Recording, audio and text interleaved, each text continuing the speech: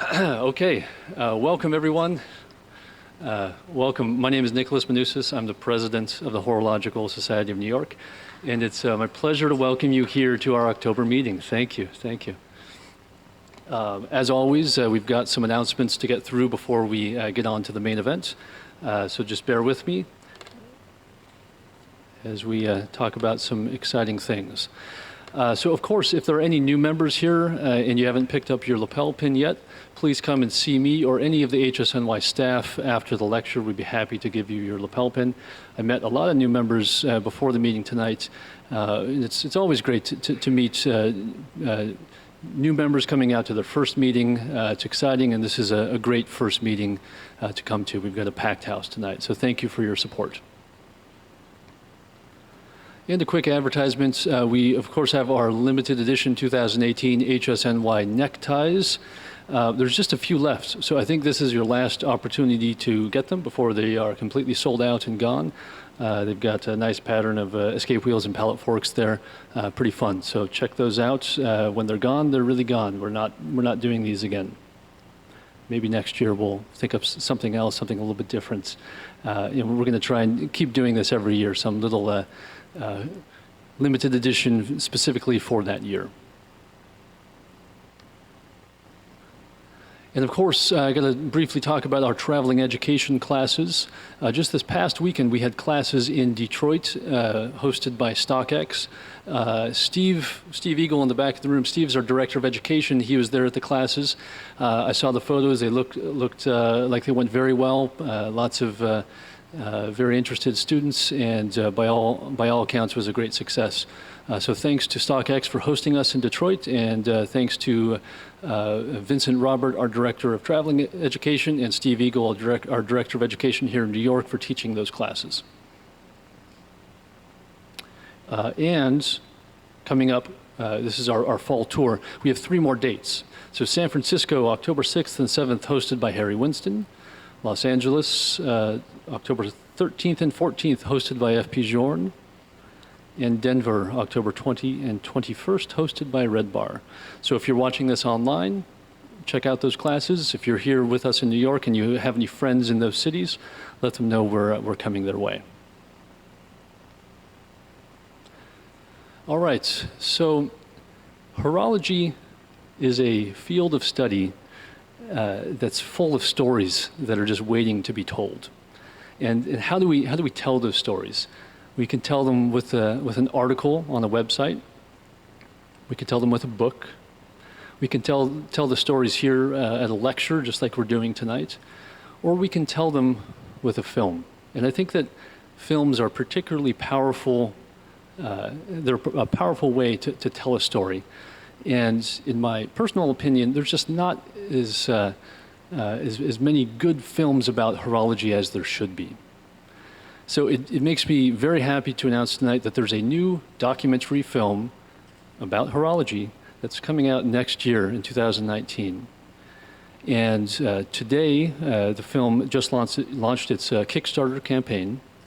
And tonight, we are very lucky to be here for the debut of its trailer. The film is called Keeper of Time, and we're going to watch the trailer right now as soon as we dim the lights. And when you're watching the trailer, take a close look. You may notice some familiar faces.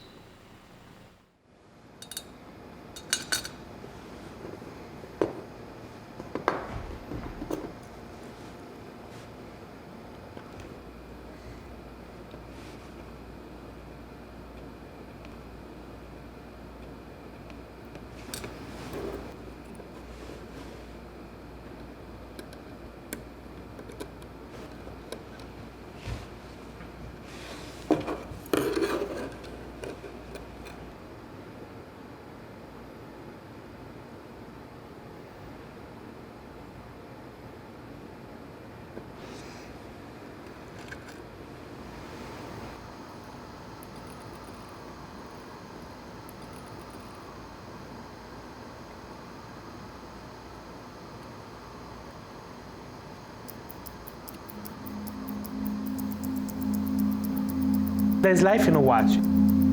There's something very human about a watch. It's a reflection of our own creation in certain ways.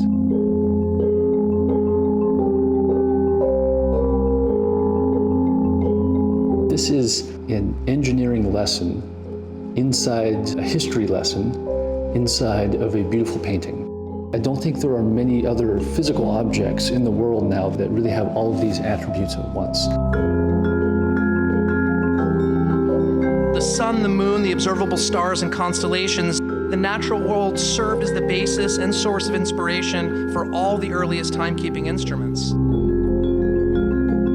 Parce que ça vient comme un dessinateur fait un tableau ou une peinture. Et là, ça devient très compliqué de faire sonner une montre chaque quart d'heure en répétant l'heure et le quart durant plus de 24 heures.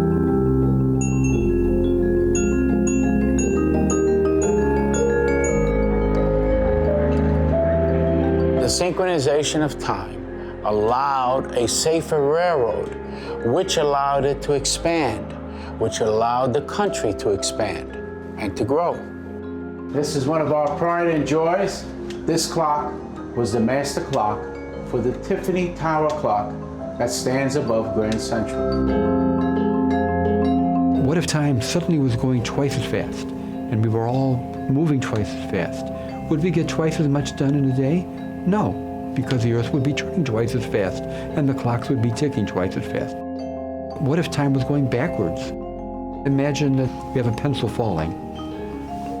Time going forward, I see the pencil fall, I remember it used to be up there. Now time's going backwards. The pencil's going up, but I'm losing my memory. I've gone backwards too. I've lost my memory of the pencil being down here. So you can switch time around like that, it makes no difference at all. Time machines, that's a whole other question we can talk about later.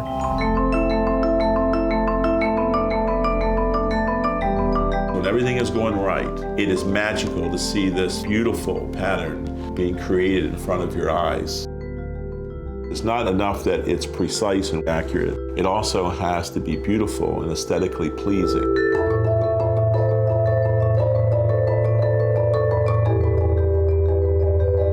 The beautiful thing about vintage watches is that each watch connects you on a really personal level to these owners. Then the watch becomes secondary. The watch becomes a talisman for who they were as a person.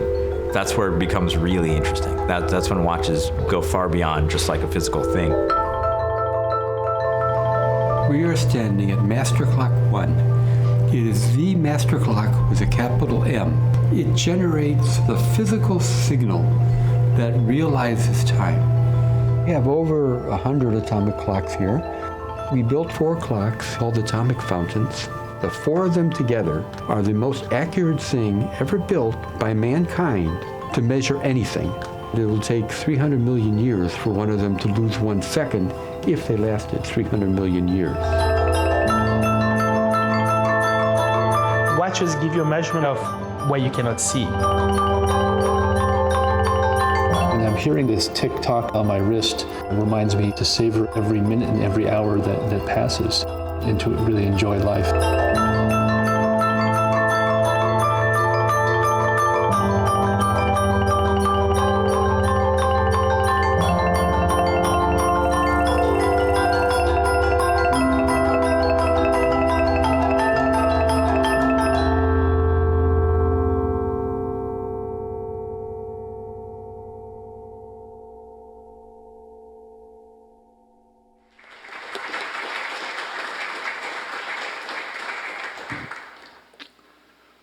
So what do you all think? Pretty cool, huh? Pretty exciting. Looking forward to this. So we're very lucky tonight to have Michael Solba, the director of Keeper of Time, here with us. And I'd like to invite him up to the podium to say a few words.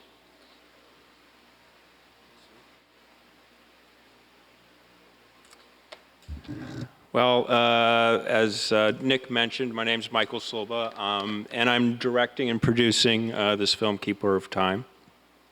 And a little bit about myself. I guess it was 2 years ago, I bought myself a nice mechanical wristwatch, not really knowing what a mechanical wristwatch really was. And I was instantly became fascinated with the ingenuity and craftsmanship that went into this little tiny machine.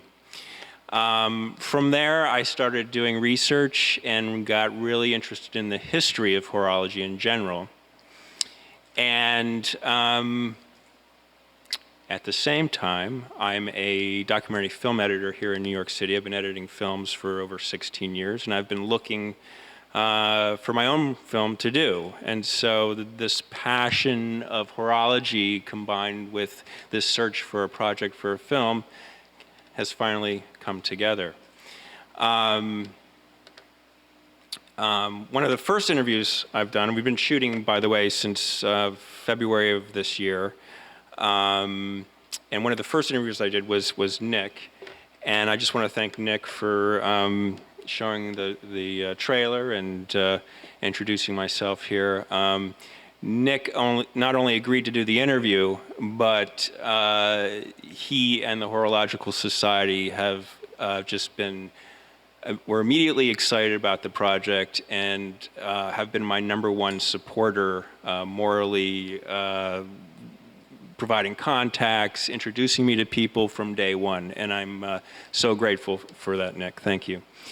Like I said, we've been shooting since February, and we've gotten some great stuff, as you can see here. But in order to really make the film that I've envisioned, we need to expand shooting now. And so just launched a Kickstarter today, like Nick has mentioned, and we're looking to raise $100,000. And that money will be used to shoot in Europe. I'll be shooting in Geneva, of course, at some of the confirmed locations.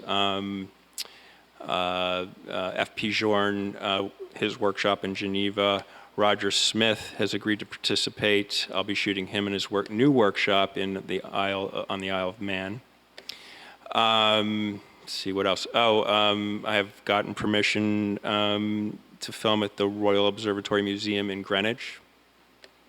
So I'll be filming among other things, Harrison's marine chronometers and telling that story. BIPM in Paris, I'll be shooting there. And the list goes on. But I want to make you aware of the Kickstarter because, if you like the trailer, I think you're really going to like the film. And we have some great rewards for people that contribute. We've got signed books by Francois-Paul Journe. We've got a beautiful letterpress print of Roger Smith's coaxial escapement. We have 3 really beautiful prints of featuring Roger Smith's escapement and 2 of featuring F.P. Journe's details of his diagrams for the Sonnery watch. We have some great merchandise from Hodinkee that they've donated. So anyways, I wanted to give the Horological Society and the audience this evening first sort of dibs on the rewards and to contribute. Tomorrow we're launching publicly. There's going to be a big article in Hodinkee, and I think from that point on, some of these items are going to go pretty quick. So as a show of gratitude from the Horological Society, please check out the Kickstarter. If you go to Kickstarter.com and just search for Keeper of Time, it'll come right up.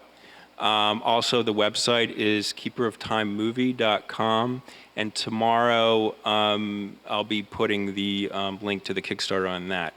But, after the lecture tonight, if you go to the Kickstarter site and just type in Keeper of Time, it'll take you right there. And, check it out. And I really, really appreciate all of the support, that I hope you give. And you can keep up with the project and everything on the blog and social media and that sort of thing. So thank you for your time, and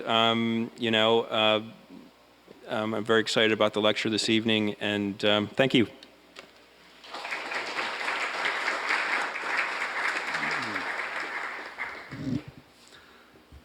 Yeah, I'm really looking forward to this film, and it's not just because I'm in it. I'm looking forward to it because of the message that it's giving, and it's a message of education. And when we circle back to the Horological Society, that's our mission. Our mission is to educate the public about horology in all of its forms. You notice that we are not the Watch Society of New York or the Clock Society of New York. We're the Horological Society of New York. And so we're really talking about horology in all of its forms, in all of its study, in all of its virtuosity. So I'm particularly excited about the amount of education that this film is going to bring forward to the public. So I urge you all to check it out, to support it, and to get ready to watch the full film in 2019. It's going to be fun. All right, so on to tonight's lecture. First off, I'd like to thank Blancpain for the beautiful display of vintage watches that we have in the back, the delicious macaroons, and the Perrier. Thank you all very much. This is kind of a special treat for us here tonight. And you know, when you think about time, what is time? Time is the common denominator. It doesn't matter who you are, where you are in the world, what you're doing. Time is important. Maybe you work here in New York City and you're late for an appointment because there's a delay on the subway. Time is important to you, right? Maybe you're an airline pilot and you're waiting to take off and there's a thunderstorm coming in and you can't take off when you thought you were going to. Time is important. Or maybe you're a diver and you're working underwater and you're checking your oxygen levels. Time is very important to you in that situation. So as you can guess, we're going to be talking about dive watches tonight. Today, dive watches are a style, right? We wear them, maybe not because we're divers. I own a dive watch and I'm definitely not a diver. But there is an origin to these dive watches. Where did they come from? Why were they developed? What's the history behind them? That's what we're going to talk about tonight. That's what we're going to think about. So our guest for the evening, you may know him from his wonderful speeches at the Inside Basel events. He's an author and a lecturer for Blancpain watches. Please join me in welcoming Mr. Jeffrey Kingston.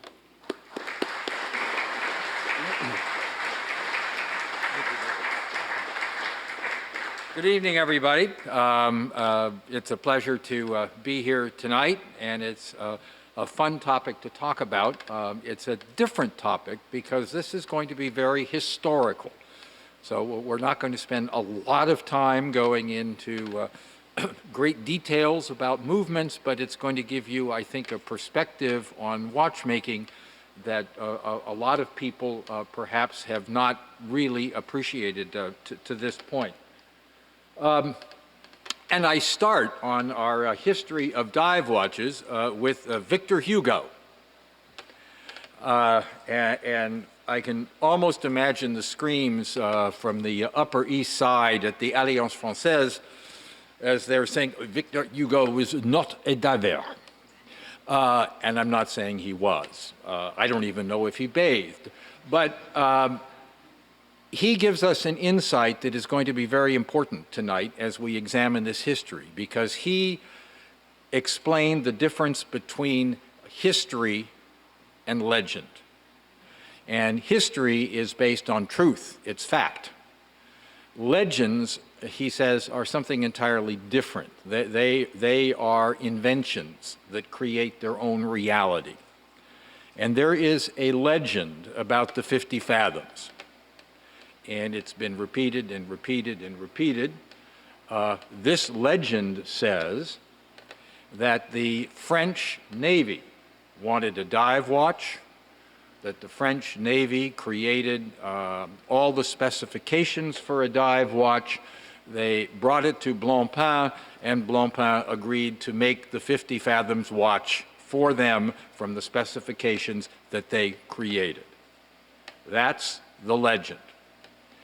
Now, I've spent, and I'm not exaggerating, the last 10 years doing research into the origin of the 50 fathoms, and I've been lucky. I have spent hours with Jean-Jacques Flechter, who was the CEO of Blancpain from 1950 to 1980. I think I've met with him for at least 10 hours over the years, probably more. I met with the French journalist who is one of the great experts in the world on the 50 fathoms. I had the privilege of meeting with the French diver who was the head of their project, Robert Maloubier, and have been able to track down the Tornek family, who was instrumental in the bringing of the Blancpain watches and the 50 fathoms to the United States. And we were able to find the Navy documents that show us what was going on with the U.S. military, and been able to assemble the records from Jean-Jacques Flechter that he had. Most, unfortunately, were thrown away, but some were kept. So from this trove of information, I think tonight we'll talk about history as distinguished from legend. Now, today, diving doesn't mean very much. You can go to any posh resort that you would care to name, and there will be some very nice, by a seashore, of course, there will be some very nice people who will take you to a swimming pool that they will inevitably have, and teach you how to hold your nose, how to clear your ears, and after you've been in the pool for an hour, you're ready to dive. And at that point, the most talentless dilettantes can be divers. I fit right in. But that's not what it was in 1950. These are not my words, these are Jean-Jacques Flechter's words. He says it was truly a different world. Because coming after World War II, you had the world waking up to the idea of diving, mostly military. They saw the opportunity from the war to conduct commando raids, sink ships, mine harbors, and things like that. And they all, of course, militaries always fight the last war. It's what they did in World War II, and that's what they were going to be prepared to do going forward. So combat diving was very important, very much in people's minds. And there were a few amateur divers, very few. It was hardcore, extreme sport in that time. This is not the period of the diving that we see today by any means. Now, to take us through our story here, there are two very important personages who are on the screen. They represent 70 years of the history of Blancpain. On the right is Betty Flechter, who started when the Blancpain family still was running the enterprise. We know, at least as early as 1735, that Jean-Jacques Blancpain was registered in the village rolls of Villeret as a watchmaker. And it stayed in the family all the way through 1932, when Frédéric-Émile Blancpain died. And his assistant was Betty Flechter, who you see on the screen. And it was his dying wish that she take over Blancpain. And she had two incredibly difficult challenges to do it. One was money. She pooled her resources together with her leading salesperson, a gentleman by the name of André Lille, and they bought Blancpain. And immediately, Swiss law intervened and said they couldn't call themselves Blancpain anymore. Because under Swiss law at the time, if you had a family name in your company and there was no family member in the company with that name, you had to change your name. So they became Rayville. Now, by the way, this happened to Vacheron Constantin, and they were more clever. When the last Vacheron and Constantin personage died, they ran around Geneva and found somebody named Constantin. I don't know, he was cleaning sidewalks for all I know. But they hired him, and they get to keep their name. So Betty then in 1950 brings in her nephew, Jean-Jacques Flechter, and together they run Blancpain all the way through the 60s when she retires and he continues to 1980. And this is not well known. They at one point had grown the business to producing 400,000 movements per year. They were a movement company. That's really what they were known for. And we all have seen the watchmaking edifices for the big companies of today. And I like this picture because it gives you an entirely different feeling and it has a different texture than what you see now.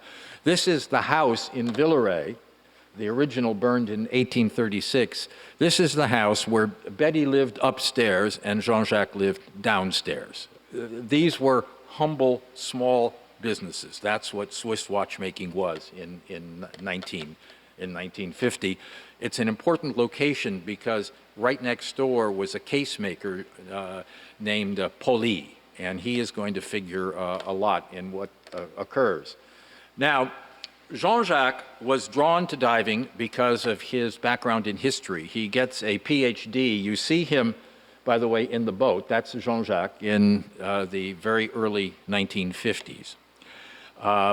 And he was interested in diving to discover antiquities. That's what drew him to it.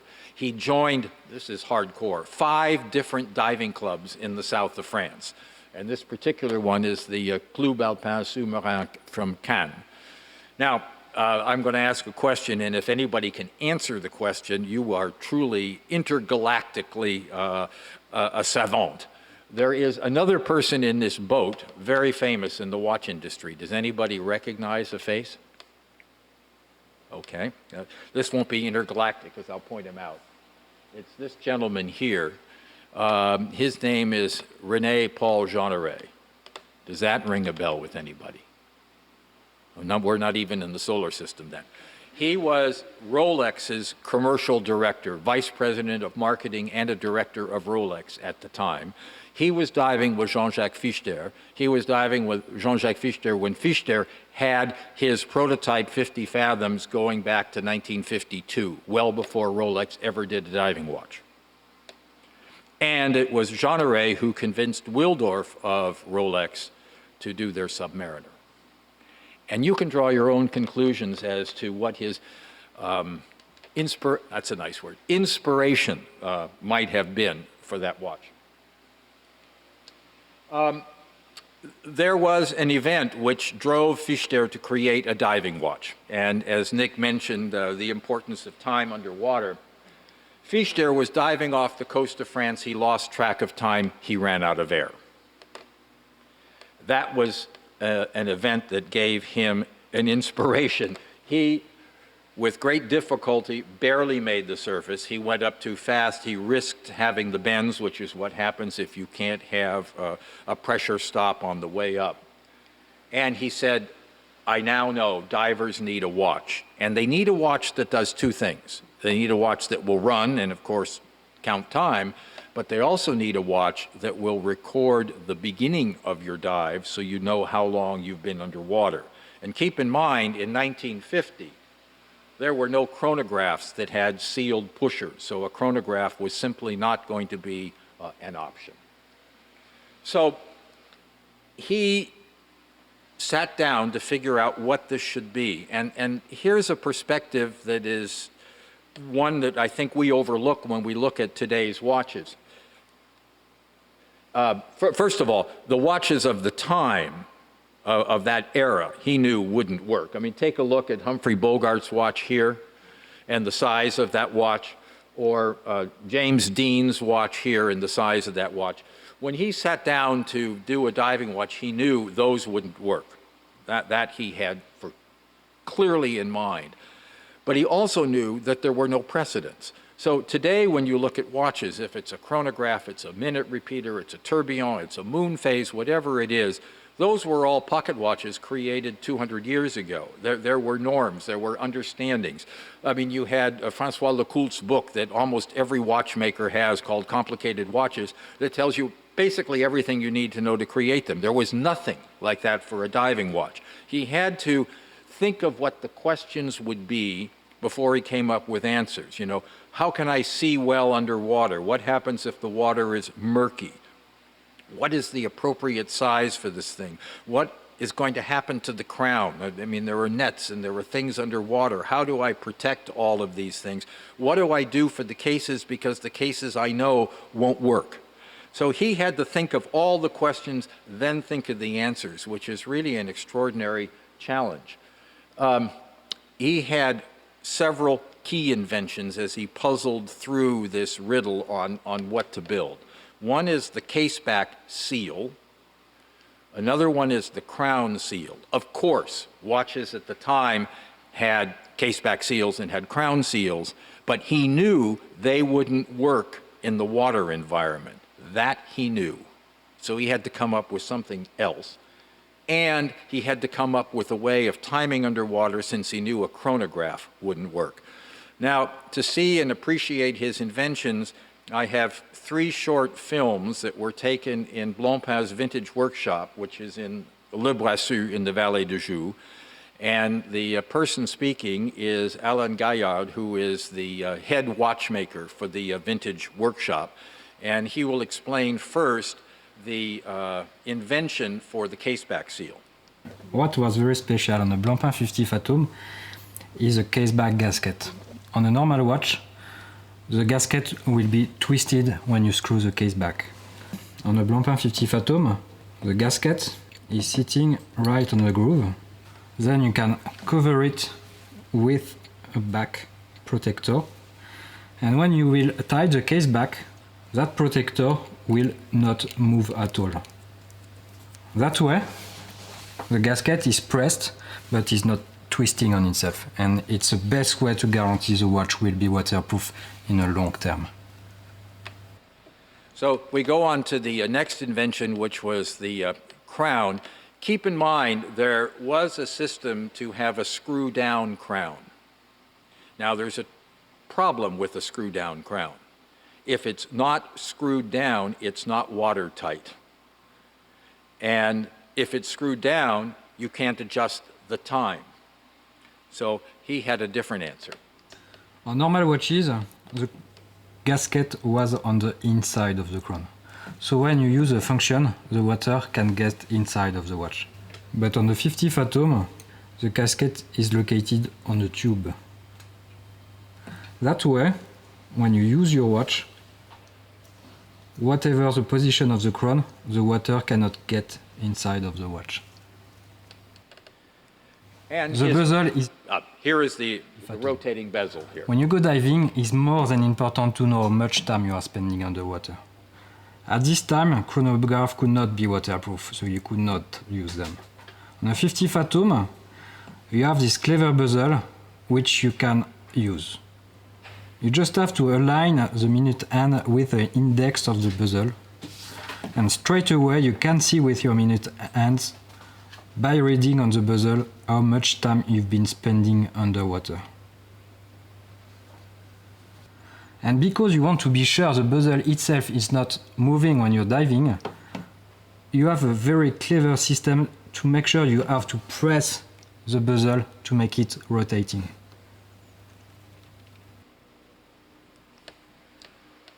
Flechter received patents for all of these inventions. Now, this is the 50 Fathoms that he created. This is a very early watch. Interesting, he talks about the fact that there were waterproof watches in existence, or water-resistant watches that were being sold that way, in existence when he created the first 50 Fathoms. But he said the uniform practice among the people who owned them was to never get them wet. So this truly was revolutionary when it came out. He named it the 50 Fathoms because he's a romanticist. You know, today it would be some kind of a macho name if you were going to have a diving watch that was going to be for this extreme sport. But he was inspired by Shakespeare's Tempest, where there is a line in the play that full fathom 5, thy father lies. And he loved the alliteration, and so he changed 5 into 50, and he came up with the 50 Fathoms.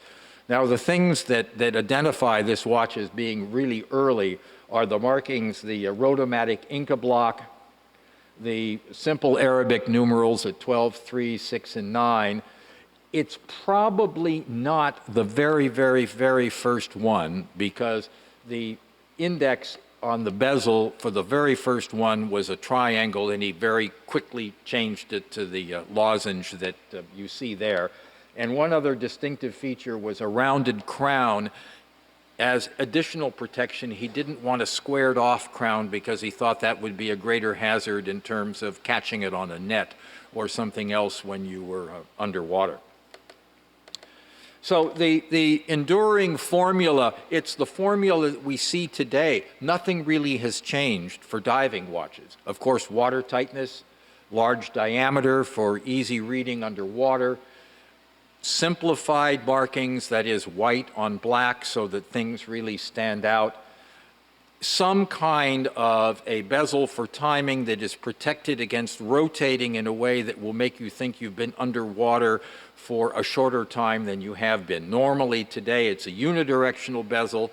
The first watches were locking. And one thing, of course, to protect the crown further, automatic winding, and the French are going to turn out to add the last piece, which is protection against magnetism. Now, the French chapter is important, and the legend around the 50 Fathoms focuses upon the French, and there are three important people: Bob Maloubier, Claude Riffaut, and the enterprise of Air Liquide, which turns out to be very close to the Cousteau family, and we'll get to that in a minute. So this is Bob Maloubier, who was an extraordinary man, a war hero. During World War II, he was part of the SOE. Is that familiar to World War II buffs? It was called the Special Operations Executive, specially formed commandos for Churchill.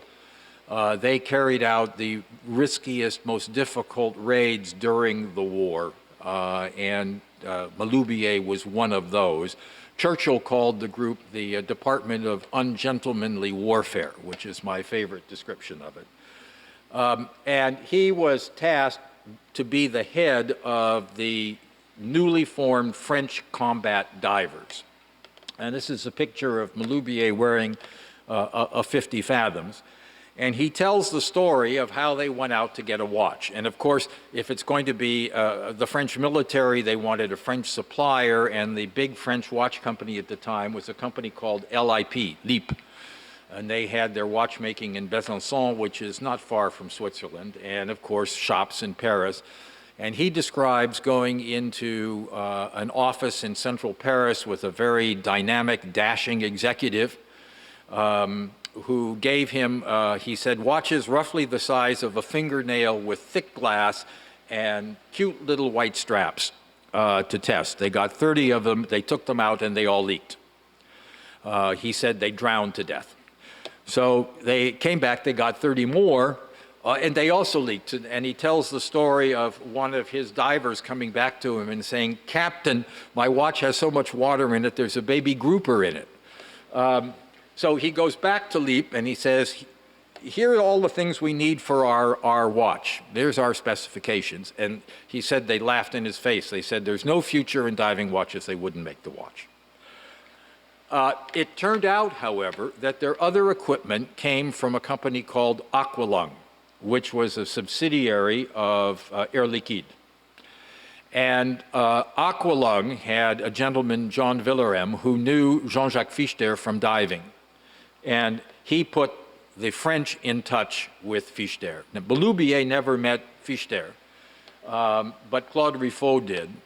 And the 50 Fathoms was in existence at that point. There was only one change which the French asked to be made, and that was to put in protection against magnetism. That was the French addition to the 50 Fathoms that otherwise had been fully completed and was in production at that point. This picture I absolutely adore.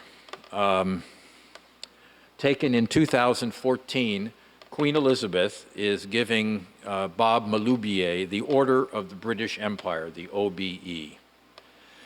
He is 91 years old. He died 1 year after he received his honor. There was another connection with Aqualung.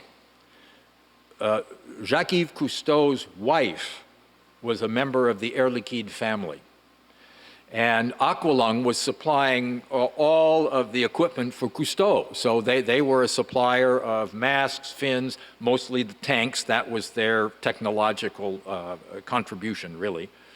And they were getting 50 Fathoms watches from Blancpain, which they were selling in their dive shops under the name Aqualung.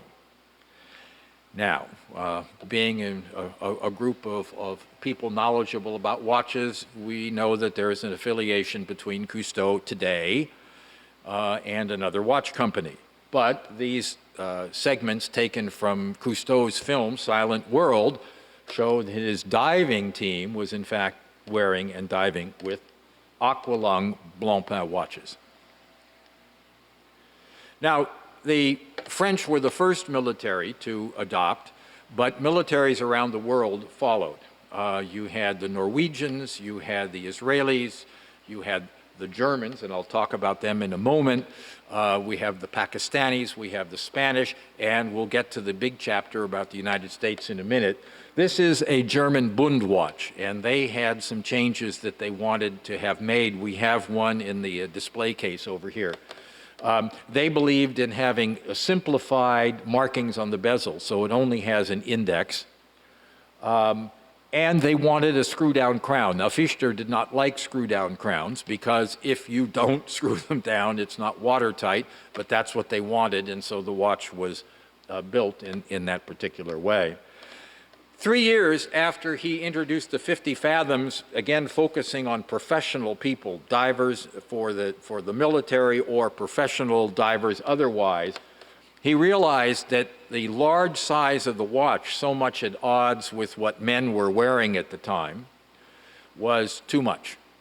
And so he came up with a line called the Bathyscaphe, Bathyscaphe named after another Swiss explorer, Auguste Piccard, who made the Bathyscaphe boat, as a smaller size watch. So the 50 Fathoms was an instrument for professionals that if you wanted to, it was conceived to dive, but if you wanted to wear it daily, you could.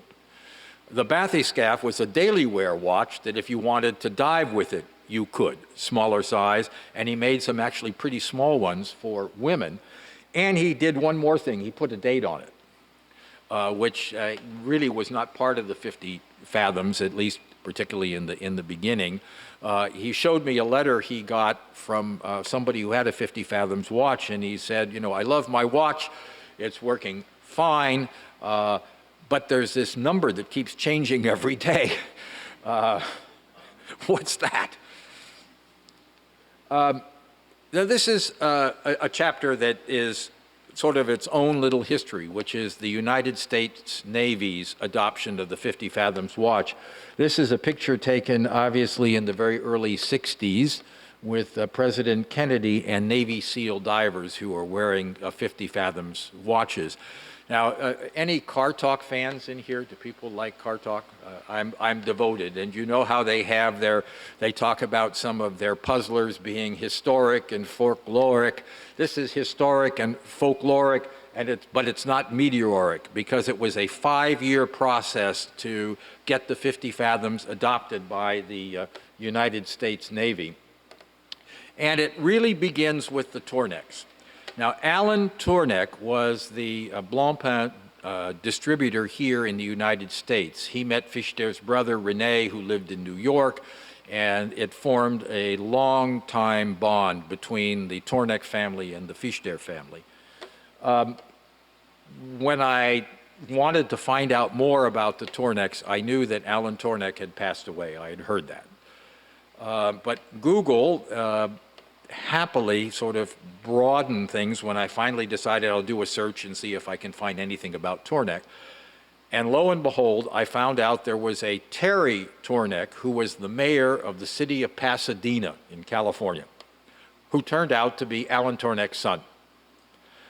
And he knew some things that Alan Tornek had done with the 50 Fathoms, but his brother Larry, who was older, living in Florida, knew a lot more. And that's Larry shown in this particular picture. And in a way, some of the 50 Fathoms coming to the United States is because of Larry. Allen flew to Switzerland, was meeting with Flechter. Flechter showed him the 50 fathoms, which otherwise was not going to be interesting to him. But Larry had taken up diving, so he got the watch as a gift for his son, and Larry Tornek still has that watch. And as he's flying back from Switzerland, the thought occurs to him, well, maybe I could sell these to the Navy. And that launches his project to sell to the Navy. The Navy was developing specifications, and they were highly detailed. I mean, they had a pressure test. Oh, this is my favorite. They already had a specification that said, you put the watch down, you put a 40-inch tube right on top of the crystal, and then you drop a 5/8-inch steel ball down the tube onto the crystal to see if the crystal will take it. They wanted a rotating ring. They didn't call it a bezel. They wanted to read it in total darkness, and they wanted a moisture indicator. We're going to come back to that quite a bit here. This is actually from the Navy spec. It was because of the Navy that moisture indicators were put on the dial, and there was a reason for it. These were not personal watches for the Navy divers. This was a piece of equipment. You would go to your quartermaster or whoever they would call it in the Navy. You would get your mask, you would get your fins, and all of the other stuff. Here's your watch for the dive. You finish the dive, you give it all back. So you had no responsibility to take care of anything. And if a watch had been misused by somebody before you and water had penetrated the watch, how would you know if you're the next guy to get the watch? And so they wanted an indicator that would change color on the dial if any moisture had intruded. That was the idea. Now, there was a legend that went around Basel 2 years ago. Blancpain did a re-edition of a watch with the moisture indicator called the Tribute to MIL-SPEC. And our colleagues at Rolex were spreading the legend to anybody who would listen that the moisture indicator was on the dial because Blancpain watches leaked. We'll get back to the question of leaking in just a minute. So the Navy program went something like this. The initial draft specification came out in '55. Now, the fix was in. When the spec came out, the Navy really wanted to give the contract to Bulova. They wanted it to be a U.S. supplier. Bulova wasn't ready. So they needed a watch, and they approved for interim use both Rolex and Blancpain in December 1957. In July 1958, Rolex was disqualified. These are directly from the Navy reports for unsatisfactory water tightness, leaking. And the bezel did not work well. And Blancpain, again, quoting directly from the Navy, was in all respects preferred. They still deferred their decision, again, because Bulova wasn't ready. And the question was asked, what about Panerai? They didn't have any watches that were even close to what the Navy spec was, so they were not even considered. In 1959, they did a further test because at that point, Bulova did have a watch to supply.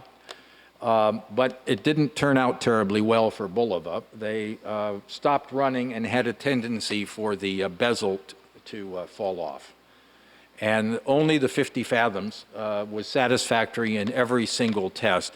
There's one element here, I'll point it out. The only one that doesn't have the word satisfactory is magnetic characteristics. This is not protection against magnetism. It is a question of whether the watch would set off a magnet in a magnetically triggered bomb. The question is the magnetic signature of the watch, because they used magnets to trigger underwater explosive devices. And that problem gets solved, as a matter of fact, with a new edition of the watch with a lower magnetic signature. So this is the conclusion from the final report from the Navy. First comes their assessment of the ease of using, they call it the ring instead of the bezel, but how they came to depend upon that for timing of their dives, which makes a lot of sense.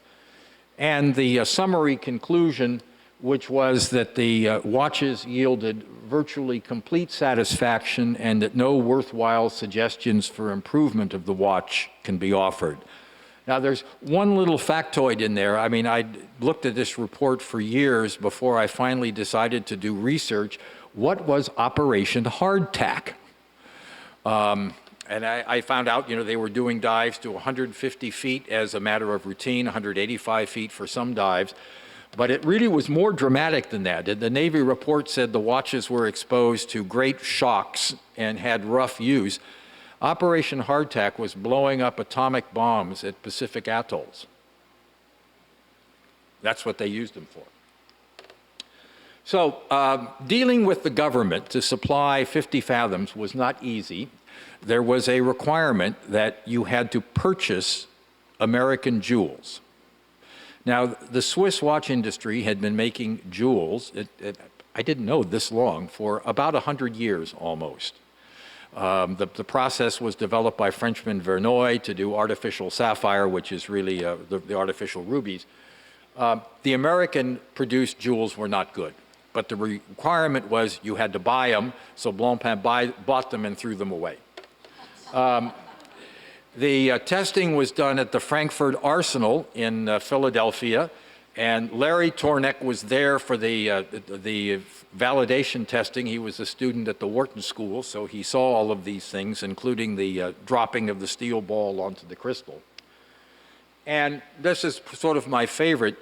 One of the orders was for 631 watches. Why would anybody buy 631?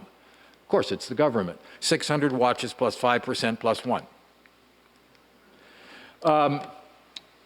These are some examples then of the Navy watches. When it says U.S. Navy, that is a MIL-SPEC watch.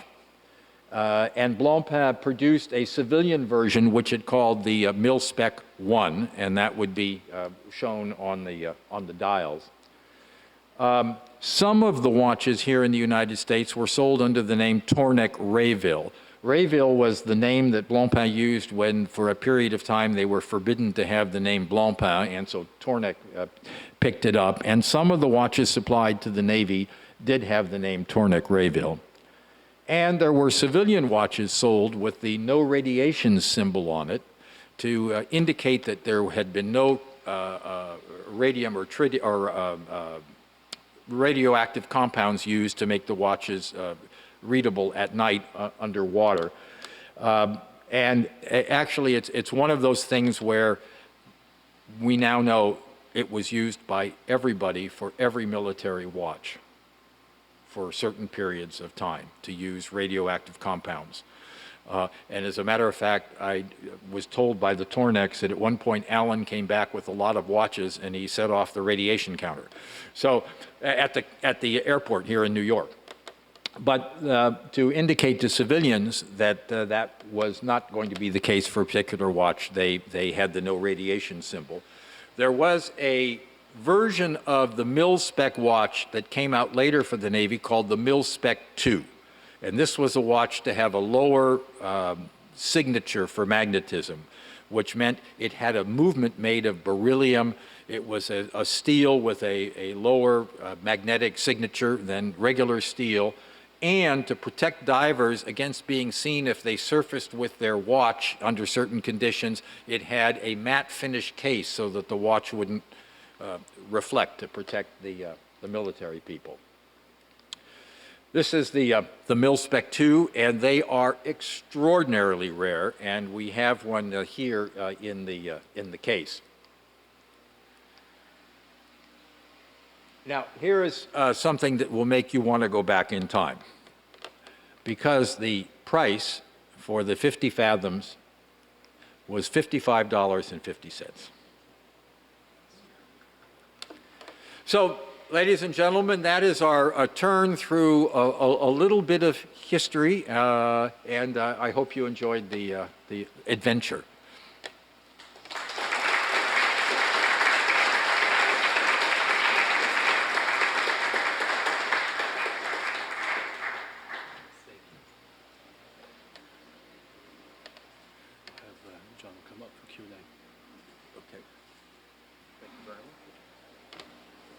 you very much. Thank you.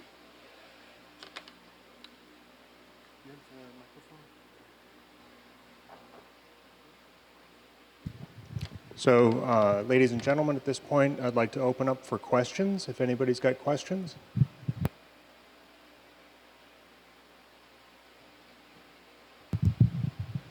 Hello, Jeff. You mentioned that the French requested the magnetism feature on their watch. Why precisely did they want that? Because the diving environment actually has two dimensions when it comes to magnetism. You know, the one the U.S. worried about was setting off a bomb because the watch was made of magnetic material. The French were worried about the presence of magnets just in the military environment, and they wanted the watch shielded. And so the traditional method at that point to shield a watch was an inner case made of soft iron. And that's what the French wanted to have, and what Blancpain, at their request, added to the existing 50.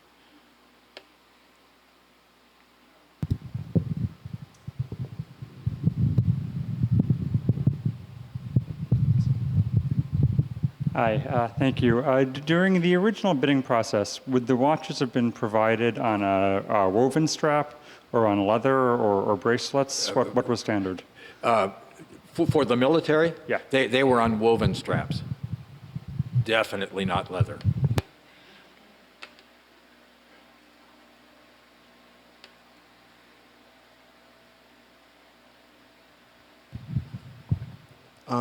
I like the fact that you mentioned Rolex, because I was thinking about that the minute you started. What do you feel about, you know, when you look up Rolex, it says that it's the first watch company to make a watch that can go underwater? Because that's what I saw, like when you Wikipedia first underwater watch. So, what's my word? We have history and we have legend.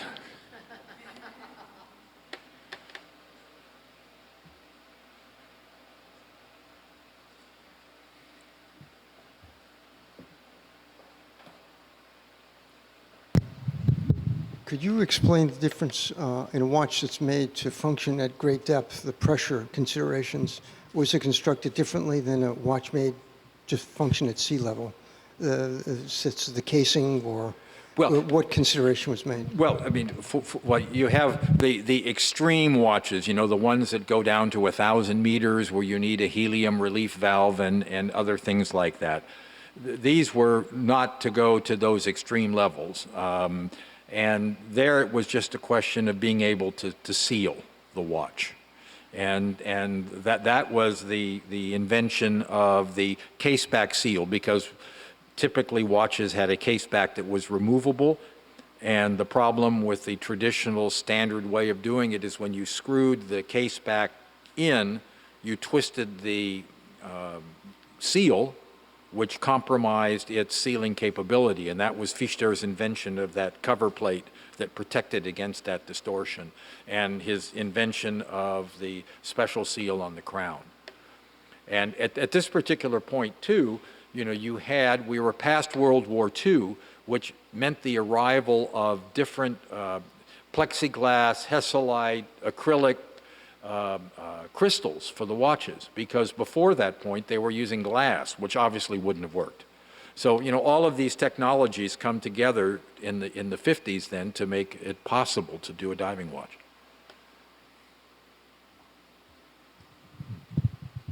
I think I have three questions. On that same note, what were the first 50 fathoms rated at as far as the depth? They didn't rate them as such, but they were being used routinely here by the United States Navy down to 185 feet.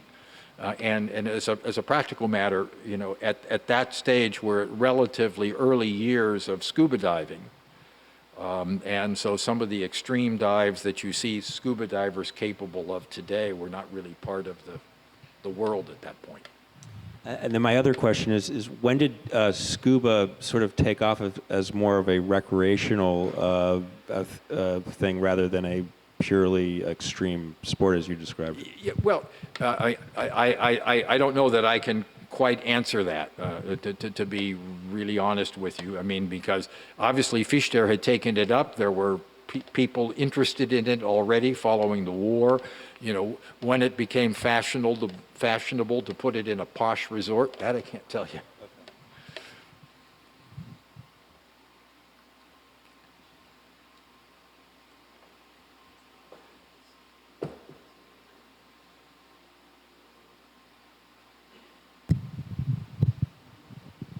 Technical difficulties all around, I guess. Thank you so much. This has been great. I've always wondered about the font on the numerals on the early model, how unusual they are. Do you know anything about where that design came from? I had never even thought to ask the question. I don't know.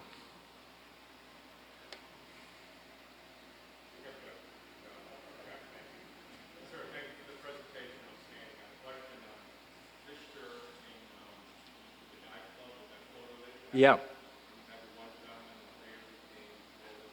Not later. He was Rolex, a director of Rolex and their vice president marketing.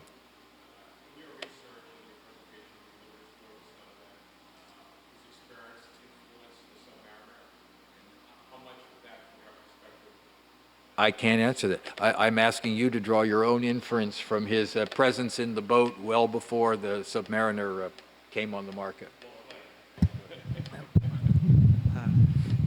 Sir, you said the movement was made out of beryllium? They had beryllium, yeah, plates and bridges, yes. And no steel parts were in there? They tried to keep the steel parts to a minimum. The idea is to lower the... so the pinions were made out of steel? Of course, yeah. You couldn't make it, you know, a zero magnetic presence, but you could reduce it. That's what they were aiming for.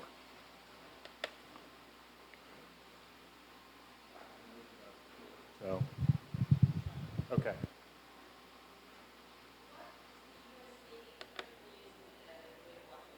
Well, several ways to answer the question. Today, divers tend to dive with a dive computer, which is quartz, you know, and it has a depth gauge in it, and it has timers in it, and it has all of that sort of stuff. That's what is normally used today. What's interesting is there is, you know, one of the most talented divers and scientists and environmentalists in the world named Laurent Balesta, who has done extraordinary things diving, and he's been supported by Blancpain. He's the one who discovered the coelacanth, which was a prehistoric fish thought to long since have been extinct. He found it and he filmed it. He's done just these remarkable dives. And Blancpain has a watch called the Fathoms, which has a mechanical depth gauge incorporated in it, a high precision depth gauge, accurate to a meter, and it will record depths up to 90 meters deep mechanically with that accuracy. And it has a countdown timer. It's not a replacement for a dive computer. A dive computer can do so much more. He likes it, and his entire team wears them, because with an analog gauge, you can see the speed at which your depth is changing by seeing the speed at which the hand is moving. And he finds that incredibly important and valuable, so he has both when he dives. But, you know, that's just what he tells me, and that's his preference. Again, thank you, sir. So my question is two things, actually. Tornek's branding with regards to Rayville. So obviously they were the sole source for those watches coming into the country. Yes. And then secondly, what facilitates the change from Rayville back to Blancpain? They changed Swiss law. I mean, for example, just to name another company, there isn't a person named Paten who happens to work there anymore.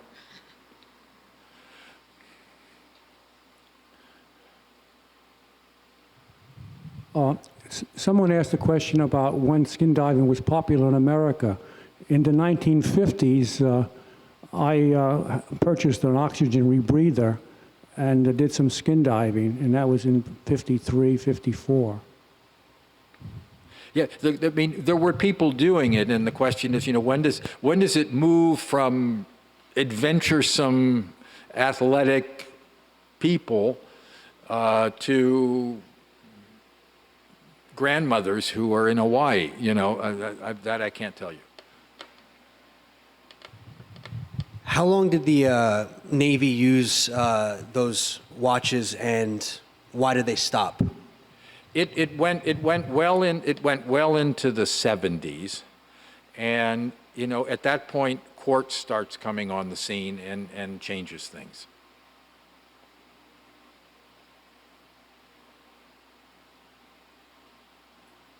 All right, one more.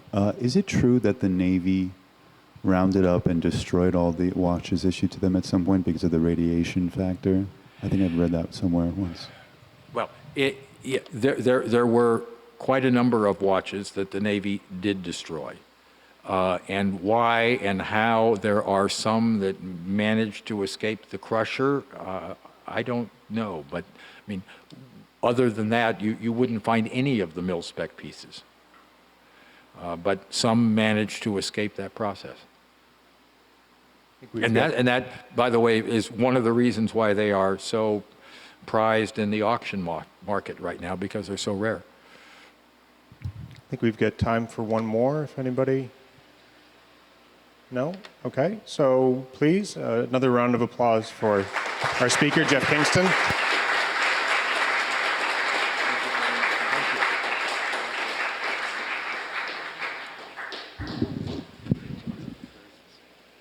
So I'd like to really thank Jeff for a tremendous lecture this evening. For those of you who are interested in our November lecture, it will be in October. It's going to be October 29th. It's going to serve as our November lecture. The lecturer, a name familiar to many of you, Romain Gauthier, will be speaking on the chain and fusee. So another very interesting lecture indeed. Thank all of you for coming out this evening, and I hope to see you again soon.